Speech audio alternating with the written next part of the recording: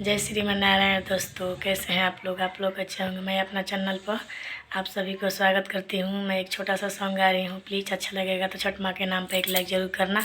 अगर चैनल पर नए हैं तो सब्सक्राइब करना ना भूलिएगा।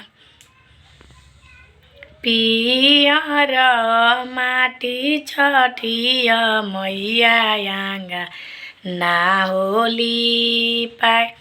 अरे पियर माटी छठिया मैया घटी या होली पाए।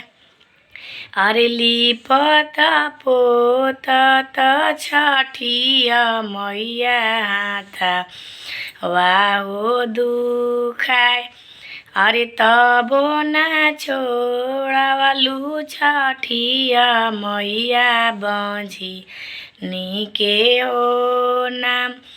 अरे तबो ना छोड़ावला सूरज बाबा बंझी नीके हो नाम। अरे तबो ना छोड़ावला आदित मला बंझी नीके हो नाम। अरे आग मांगे गईनी छठिया मैया गोती नी हो दुआर।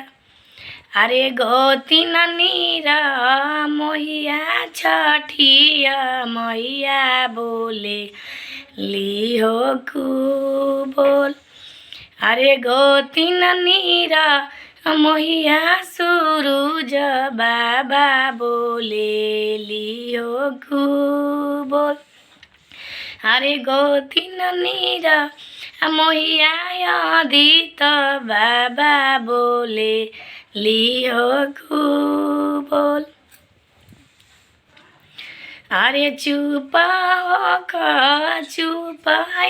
तिवाई पटुरावा पोछा हो लोर।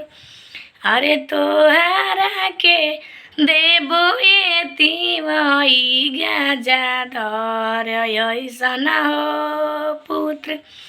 अरे तोहरा के देबो ये तिवाई गाजा धर ऐसन हो पुत्र। तब तक के लिए राधे राधे दोस्तों। फिर मैं मिलूंगी एक नई वीडियो के साथ। तब तक के लिए नमस्कार।